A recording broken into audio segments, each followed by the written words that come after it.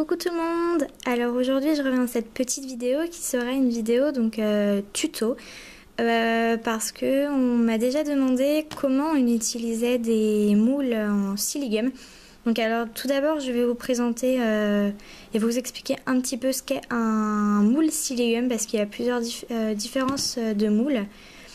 Et donc voilà, et ensuite je vais vous montrer comment on fait pour mouler un objet avec un moule en siligum.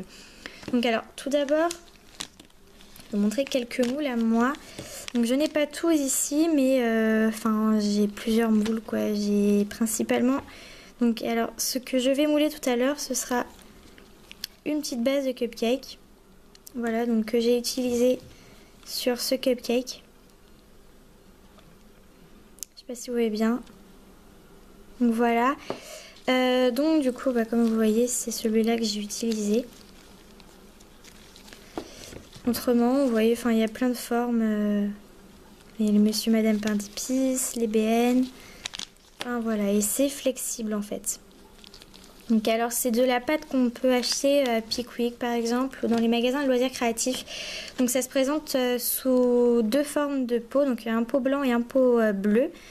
Alors par contre je ne vous montrerai pas à quoi ça ressemble parce que moi je n'en ai pas, j'achète les moules tout faits parce que j'en ai pas encore acheté. Enfin voilà, j'ai préféré tout d'abord acheter mes moules à moi et après j'essaierai de m'en faire.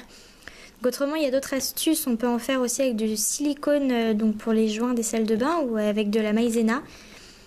Ou alors il y a celui-là, enfin il y a Siligum ou alors avec le Yumaru.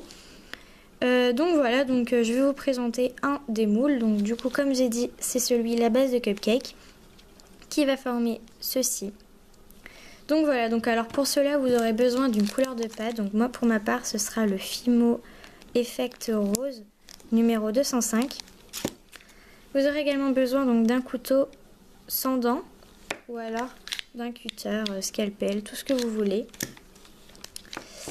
Donc alors pour commencer, il faut que je trouve comment on l'ouvre. Ça y est, il est là.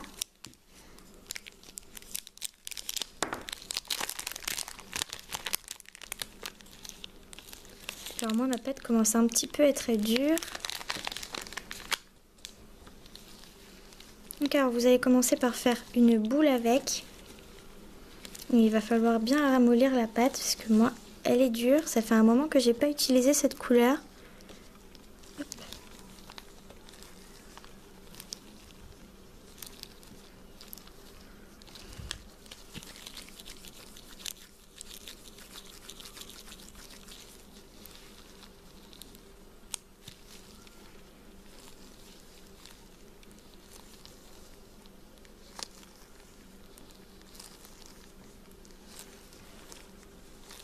Donc hop, elle commence un petit peu à être plus molle qu'au début.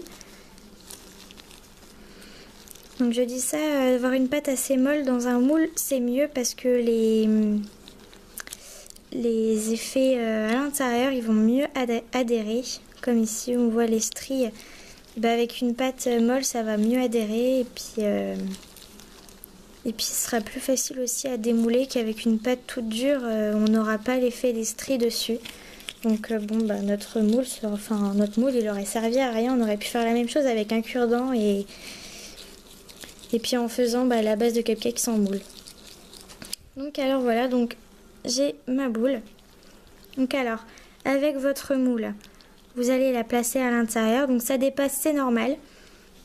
Donc il va juste falloir donc appuyer pour l'aplatir. Et il faut bien que vous poussez la pâte au niveau des stries de chaque côté afin que toutes les stries soient bien marquées sur la pâte Fimo. Bon, mes gants sont un petit peu grands.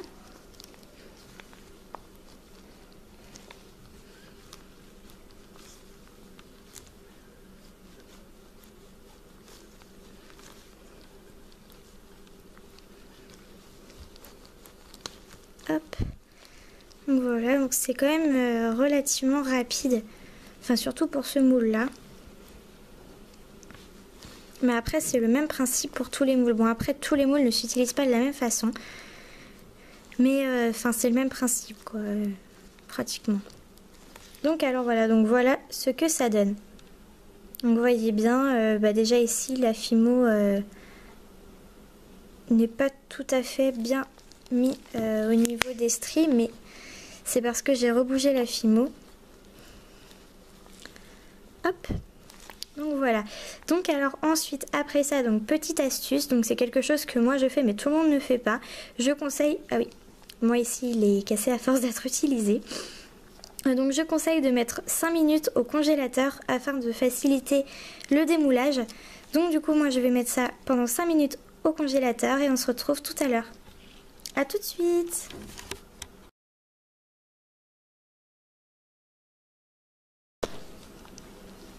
Donc voilà, donc nous revoilà après les 5 minutes au congélateur. Donc voilà ce que ça donne, donc le moule est tout froid et puis du coup il est quand même plus résistant, enfin il est beaucoup moins flexible.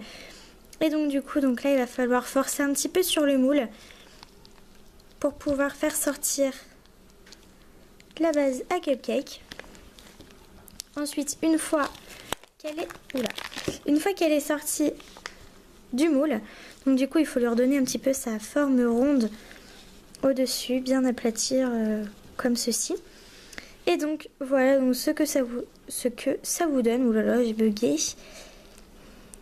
Voilà, donc après les stries à vous de refaire parce que c'est vrai que moi j'ai des petits bugs là. Mais donc en gros, enfin ça rend ceci, sauf que celui-ci est cuit et que celui-là non. Donc après si on veut rattraper,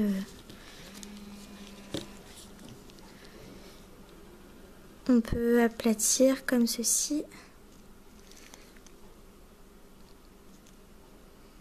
Hop.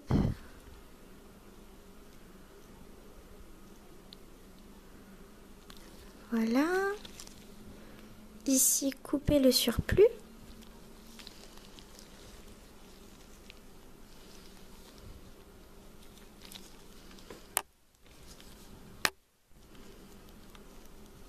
Et donc, voilà. Donc alors voilà, donc ce tuto est terminé. Voilà le résultat. Donc après le moule. Donc voilà, donc j'espère que cette vidéo vous aura plu et je vous souhaite une bonne soirée. Je vous retrouve dans de nouvelles vidéos très prochainement. Ciao ciao!